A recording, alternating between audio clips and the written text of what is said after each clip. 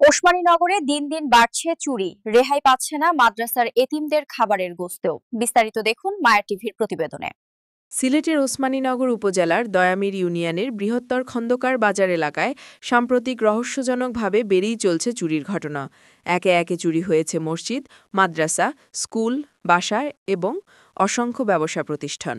রেহাই পাচ্ছে না মাদ্রাসার ইতিমদের খাবার, বাসাবাড়ি থেকে লাখ লাখ টাকার স্বর্ণালঙ্কার, নগদ টাকাসহ মূল্যবান জিনিসপত্র হাতিয়ে নিচ্ছে চোরচক্র।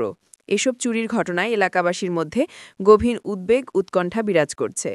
এলাকাবাসী ধারণা করছেন স্থানীয়ভাবে বড় রকমের কোনো অপরাধী চক্র গড়ে উঠছে, যাদের ধারাবাহিক অতৎপরতায় নিয়মিত এসব চুরির ঘটনা ঘটছে।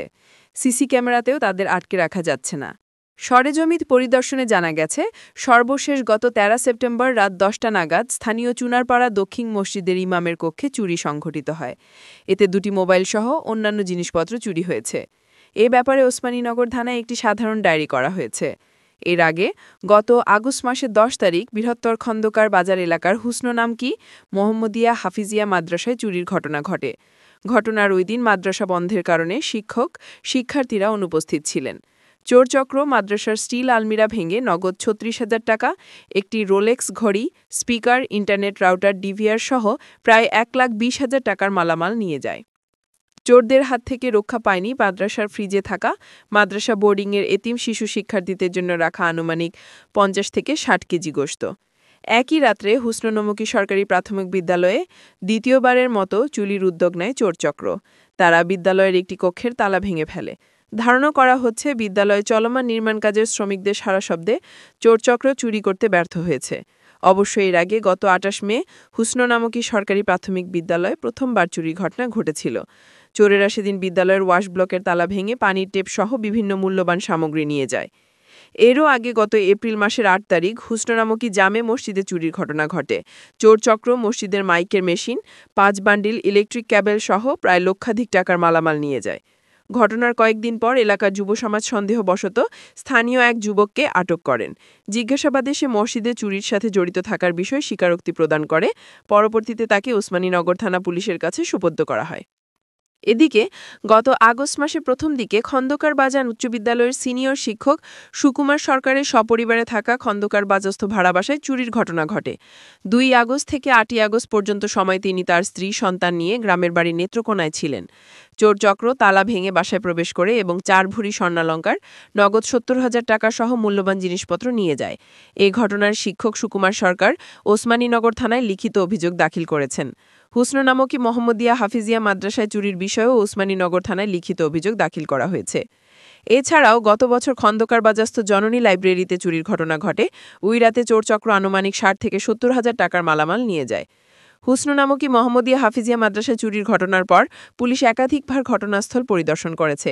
এই বিষয়ে আলাপকালে মাদ্রাসার মুহতামি মাওলানা রশিদ আহমদ বলেন, মাদ্রাসা বন্ধ থাকায় বোর্ডিংয়ের ছাত্র শিক্ষক সহ আমরা বাড়িতে চলে যাই, আর এই সুযোগে মাদ্রাসায় চুরির ঘটনা ঘটেছে।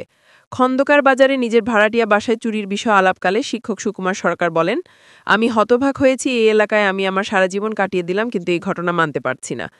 হুসননামকের সরকারি প্রাথমিক বিদ্যালয়ের প্রধান শিক্ষক ঝর্ণা চৌধুরীর সাথে আলাপকালে তার বিদ্যালয়ে চুরি বিষয়ে সত্যতা নিশ্চিত করেছেন। তিনি বলেন, বিষয়টি ঊর্ধ্বতন কর্তৃপক্ষকে অবহিত করা হয়েছে। হুসননামকি জামে মসজিদ, মাদ্রাসা ও বিদ্যালয়ে চুরি বিষয়ে আলাপকালে গ্রামের প্রবীণ মুরব্বী আশিকুর রহমান সহ বিভিন্ন ব্যক্তিবর্গ গভীর উদ্বেগ প্রকাশ করেন। তারা বলেন, এই মুহূর্তে প্রশাসনের পক্ষ থেকে কঠোর ব্যবস্থা না নিলে সাধারণ মানুষের জানমাল মারাত্মক হুমকির মুখে পড়বে। পুলিশি টহল আরও জোরদার করতে এলাকাবাসীরা দাবি জানান। ওসমানীনগর থানার অফিসার ইনচার্জ মোহাম্মদ মোনাইম মিয়া বলেন, এলাকায় পুলিশি টহল অব্যাহত রয়েছে। অপরাধের সাথে জড়িতদের ধরতে আমরা সবসময় অভিযান চালিয়ে যাচ্ছি।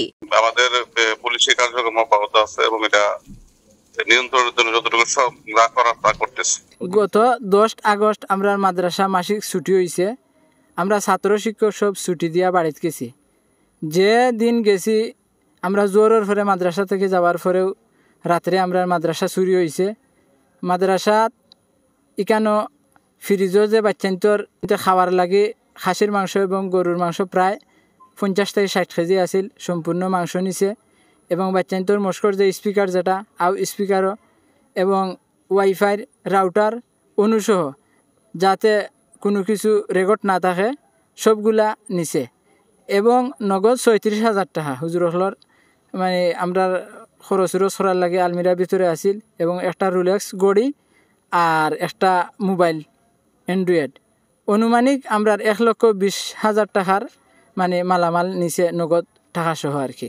দিনও আইয়া আমরা থানাত গিয়া অবজেকশন করছি, জানাইছি, তারা আইছে, আইয়া তদন্ত করছে, করিয়া আমরাও আশ্বাস দিছে যে আমরা এটা তদন্ত সাপেক্ষে চেষ্টাত আছি আসামিরা গ্রেফতার করার লাগে। পাশে স্কুল আছে, স্কুলও ওই রাত্রে থালা ভাঙছে, কিছু মানে নিতে পারছে না। সুজন্যমুখী চুনারপাড়া জামু মসজিদ যেটা, ও এখানোর মাইক নিছে এবং ওয়ারিংয়ের যে অনেকগুলা তার ওগুলা নিছে। অনুমানিক প্রায় 1,00,000 টাকার মতো মাল সামানা চুরি হয়েছে। আমি পরবর্তীতে থানা যাওয়ার পরে খবর পাইছি খন্দকার বাজারের যে একজন ডাক্তার সাহেব আছেন হোমিওপ্যাথি এবং প্লাস তাইন হাই স্কুলের টিচার, তাইন ছুটিতে আসলা, তানোরও মানে এই গড় চুরি হইয়া প্রায় 7-8 লক্ষ টাকার মালামাল নিছে এবং সেবা ফার্মেসিও চুরি হয়েছে। আমরা পার্শ্ববর্তী আর একটা গ্রাম ও মসজিদর এসি সহ খিত হয়েছে, মানে চুরে নিছে। হুসন্নমুখী চুনারপাড়া দক্ষিণ পাড়া যে মসজিদ, এখানের ইমাম সাহেব শিয়াবুদ্দিন ভাই, থানোর রুম ভাঙ্গিয়া 2টা মোবাইল এবং আরো কিছু জিনিসপত্র নিছে গত 13 তারিখ। আমরা সেগুলোর আপাতত সন্দেহ করতাম পারি না, তবে আমি মনে করি আর ধারাবাহিকভাবে মসজিদ, মাদ্রাসা, স্কুল, দোকানপাট কোনো কিছু এই চুরচক্র তাকে রেহাই পান না। আমি মনে করি এর পিছনে বড় একটা গ্যাং আছে। আইন প্রশাসনের যারা আছে এরার কাছে জোর দাবি জানাইয়ার যে টান চেষ্টা করি এই চক্রর মূল হুতা যারা আছে এরারে চিহ্নিত করিয়া বা করলে সবগুলা মানে উদ্ঘাটন হইব, এইটাই আমি দাবি জানাই। আর মুসলমানকে হযরত উমর ফারুক রাদিয়াল্লাহু আনহু কেন্দ্রীয় জামা মসজিদ চুরি হয়েছে। সকালে আমরা আইসি মুয়াজ্জিনে গিয়া খবর হয়েছে যে মসজিদের মেশিন নিচে গিয়ে চুরে। আমরা মেশিন টুকাইতে দেখা যায় আরও পরের দিনে দেখা মসজিদের যে কারেন্টের কাম চলে অনেক ওয়ারের বাল্টিং লাই 4টা। মসজিদের মেশিনের দাম হইল 87,500 টাকা। আমরা নয়া মেশিন কিনে আনছিলাম। আর ওয়ার হইল 12,000 টাকা বান্ডিলের দাম, 4 বান্ডিল 48,000 টাকা। ও সাইড ভোট দিছে। আর এরপরে নিচে আমরা মাদ্রাসা তো যা ক্ষতি হয়েছে আপনারাও দেখছেন, নিচে স্কুল নিচে। এরপরে আমরা আরো একটা মসজিদ আছে, আমার মসজিদও দিও নিচে।